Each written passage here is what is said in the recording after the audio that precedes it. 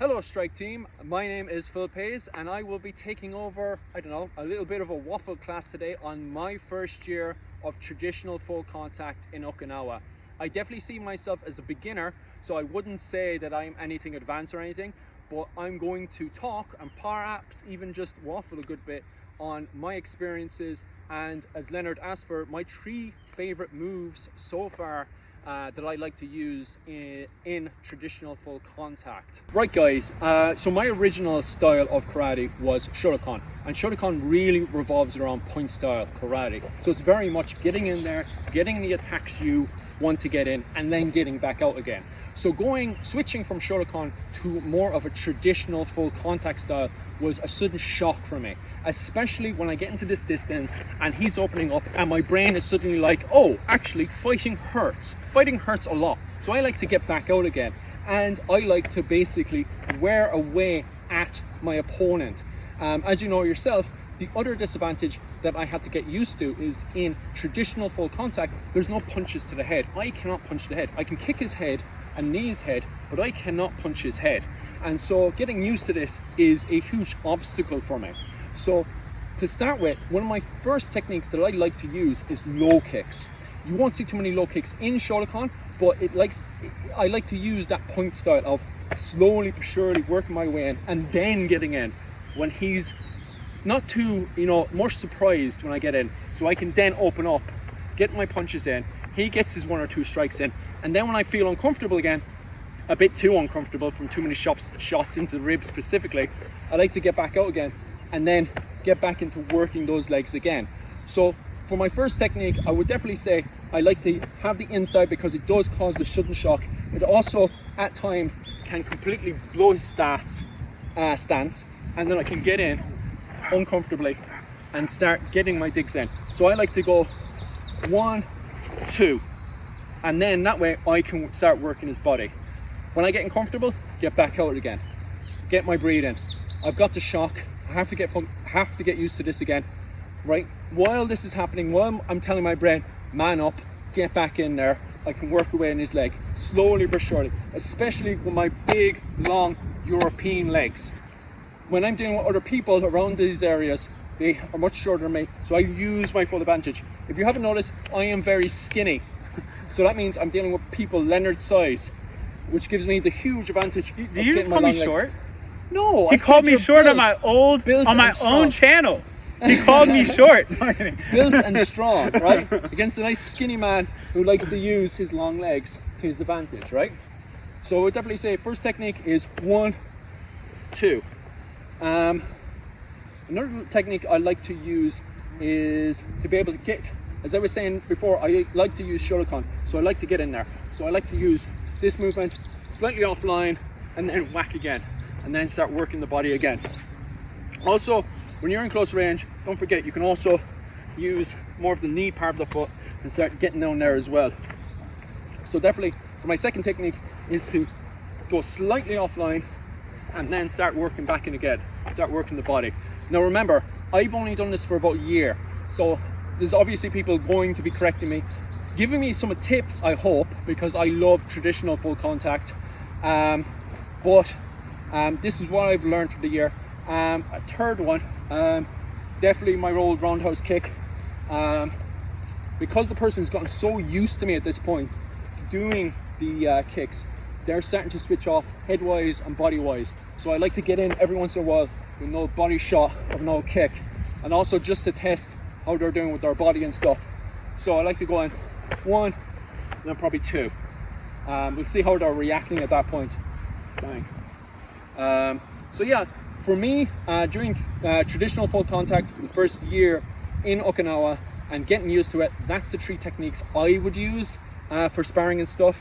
But obviously, these are only starting positions. Obviously, then once I'm in there and the fight's really kicking off, there's other techniques, like for instance, I like to go whack, whack, whack, or even I expect, so he gets about here, I expect this one back, I punched him here, he's failed to punch me in here, he's going to punch me here, and I punch him in quicker than I am.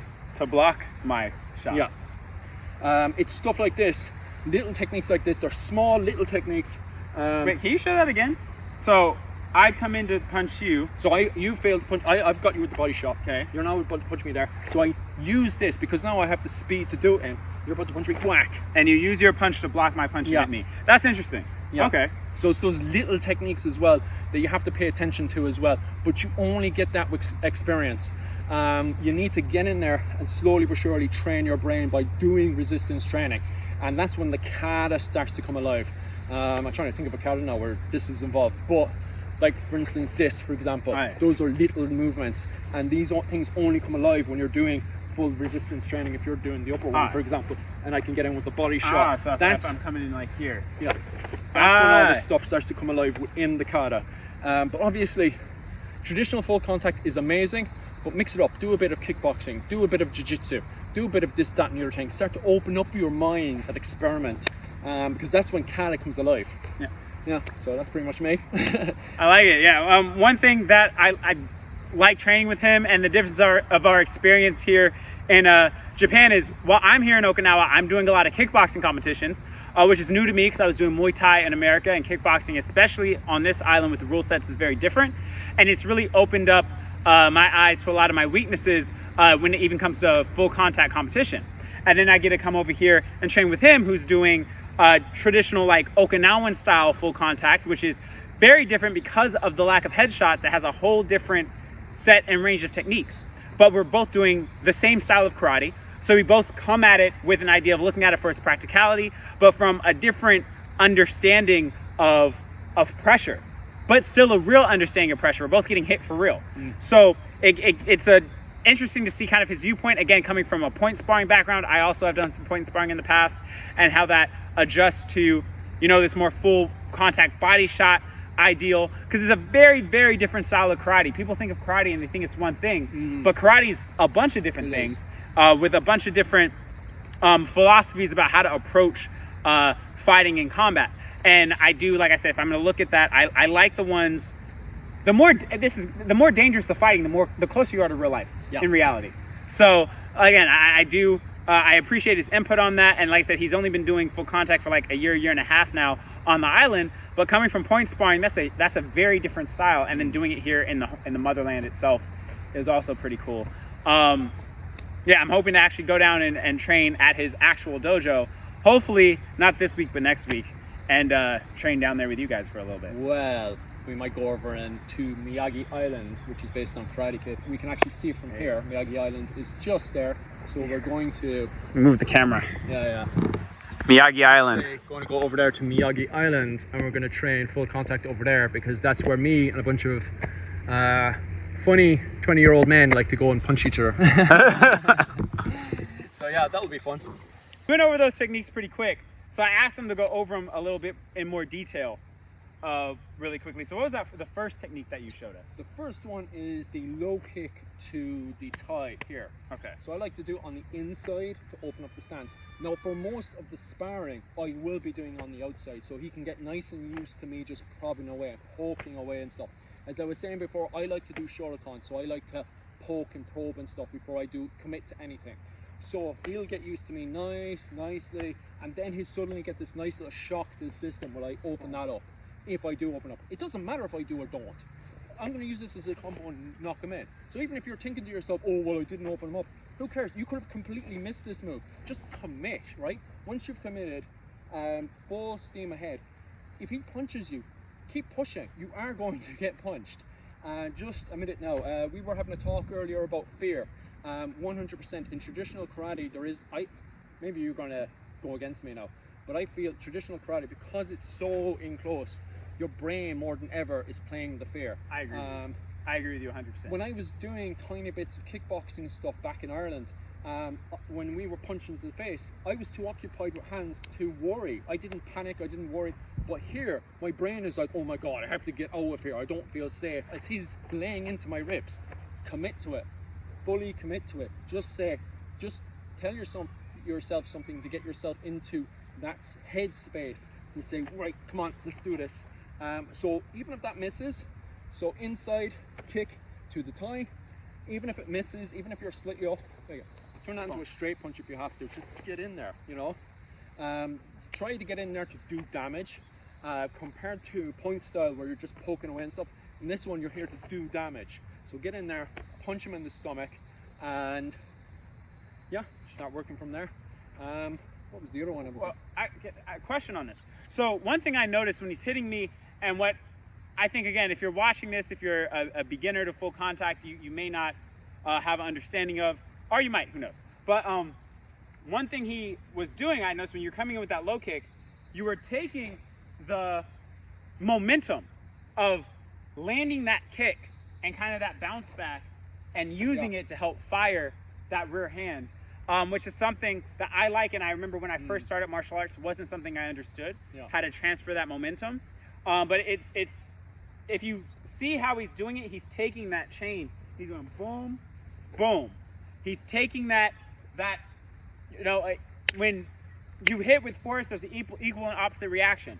He's sending that pressure in, there's a reaction going back, and he's using that to now send the other punch forward. And I can imagine how, thank you for not hitting me hard, how dangerous and how powerful that strike would be. And that is also something where I, you know, doing my Muay Thai, that is also a philosophy that we focus on it as well, is taking the momentum from each strike and bringing it through. One thing that my Muay Thai coach, Eddie, who just fought in one championship recently, one thing you'll see when he's doing a lot of his shadow boxing is he does this like pendulum kind of step where he's transferring his weight from one side to the other all the time, and he exaggerates it. Actually, you'll see when he's moving, and it's getting that momentum to move. And I noticed you just did that beautifully right there with that technique, and that's just something I wanted, if anyone's watching who didn't understand that, to understand what you were doing, because I thought it was so important. Yeah. So yeah, you're right. Pure momentum, bang, bang. What was the second one I had pulled off? Oh yeah, I like to do that one. So it's grand because in Shotokan, obviously, whack, whack, right? I think it works off the same momentum, whack, but I do like to put full force into that one. If I see he's paying attention, because one of the disadvantages to traditional karate is sometimes you could end up only paying attention to the stomach downwards. Sometimes you forget that there's nice juicy ribs to punch. And so, what I like, if the fight ends up with hands going down too here, low, because it all focuses on the stomach and the low kick. Yeah, remind him of his ribs and then get in nicely. So if he's gone too much, yeah, whack him good and hard here. But obviously, sometimes the partners I work with, they're very advanced. So sometimes they have no problems getting that out of the way. So work again, because he's constantly moving.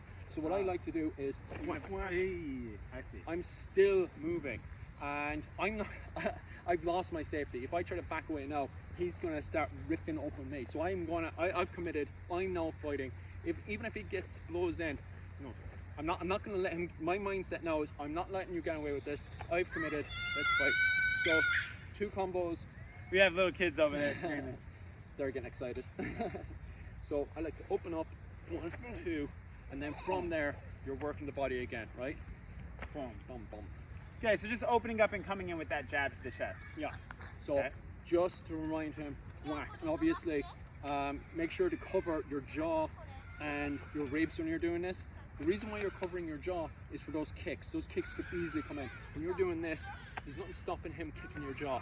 So make sure you're covering that and you're covering the ribs. So whack one, and then from there I like to move in with that.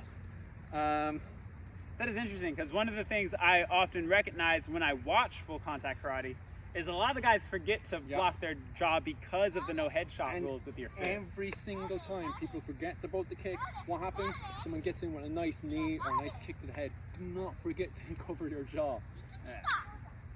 And it happens. Don't get me wrong, I make a habit of it. We're spending too long doing no kicks and stomach punches.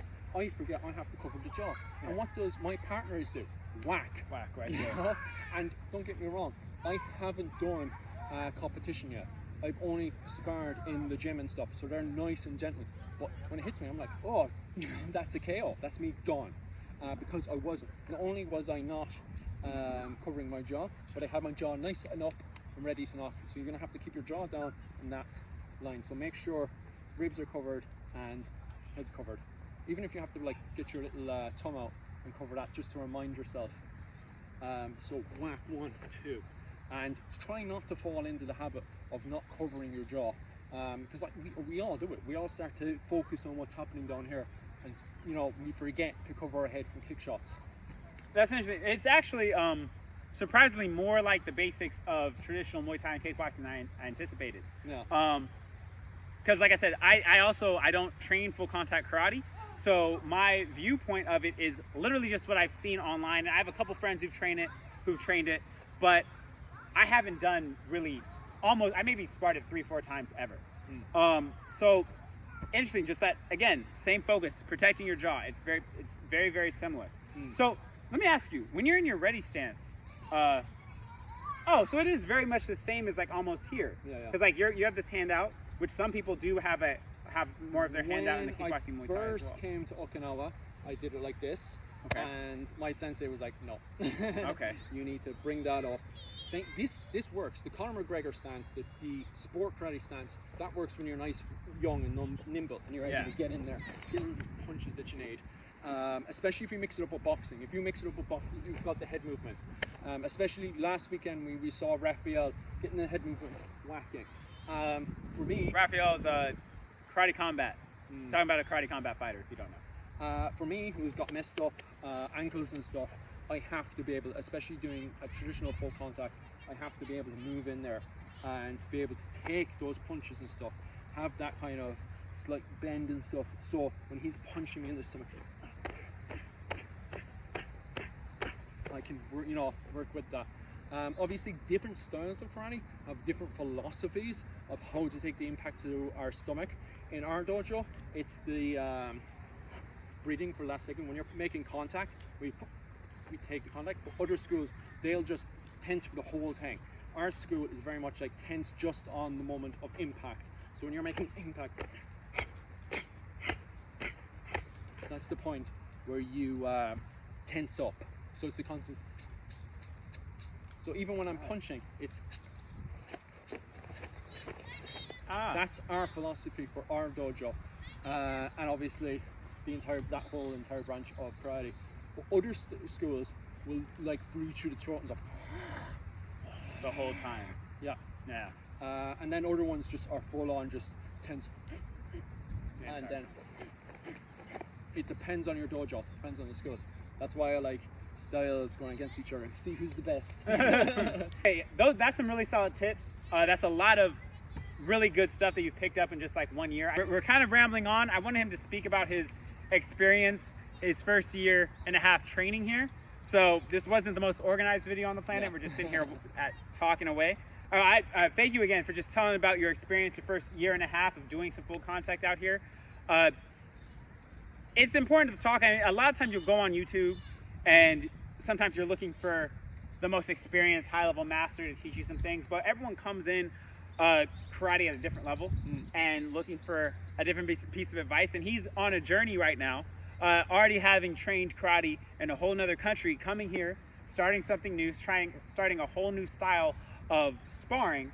And that's a whole experience in and of itself to come out here and do it in the mainland. So I appreciate you coming on and talking to us about that journey coming in and dealing with that. That's huge. Yeah, it's fun. I've got so many bad habits of just poking and not committing and stuff, where in traditional full contact, it's 100% your body is iron. It's made of iron and you're fully committed. Completely different philosophy. Staying committed, staying in the pocket, getting willing to get hit. It's a very, very different mentality. Both of them are very important, but they should be balanced. Point style should be balanced in the fact that you're making distance, you're learning the person's distance, you're feeling the distance, but it's no good for committing. Traditional full contact is amazing for committing. You're full on committing. So the two of them should be balanced. And I would even bring in some kickboxing. A lot of people, even on this island and in mainland Japan, they like to bring kickboxing into their karate as well to expand their mind. Do wrestling, do jiu-jitsu. Open your mind. The kata has so many movements and your brain doesn't pick them up until you start to swim in the bigger ocean, You mentioned bringing kickboxing in. One thing I noticed you were saying, the whole point sparring, being that outside range, and the more traditional being close in. when you do kind of mix those in, obviously just add the headshots, it does give you sort of that overall kickboxing style. Because if you're here and you're doing kickboxing, right, and you want to keep somebody back, you're going to use that outside range. You're going to use the more, especially you're coming from a karate ideal, you're going to use that side kick to come in, that outside moving out leg kick, trying to keep that distance. But then, as what happened in my last fight, at some point I'm going to put a video up on that as well. A guy will come in and just blitz to commit, and you got to be able to just stand in that pocket and throw down. And again, that more traditional Okinawa style, the Kyokushin ideal of standing right in front of the target, like I'm going to take this and you're going to take mine, we're going to see who's the tougher guy, is another thing you need if you're going to be a well-rounded fighter. And also, when you're looking at the ideal of like a self-defense street altercation, one thing I think that a lot of self-defense schools lack is the understanding of how violent and the mental pressure of someone just attacking you for real is.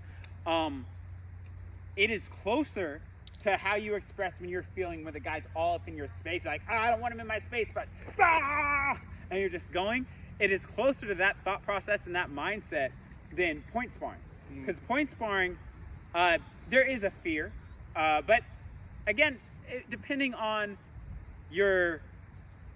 where you're doing your point sparring in the rule set, it's tagged. You're not. I've seen people, you can get disqualified for hurting your opponent. Right. So that's not the mindset. We've seen that in the Olympics. Fight. Yeah. Olympics point starring, and he gets knocked out for, kicking someone in the head, and he's the one kicked out. It's ridiculous. Yeah, it's ridiculous. Gone mad. It has gone mad. So when you're thinking of actually defending yourself, the ideal of what is not, that's not gonna be helpful in an actual competition. Now maybe if you're able to hit and get hard and like break a rib, go for it, but you have to be willing and ready for a guy to blitz you. And that mentality of what you're getting right now, doing that full contact, I think is really useful. And you can get that in kickboxing, you can get it in the Kyokushin, but you're not gonna get that in point.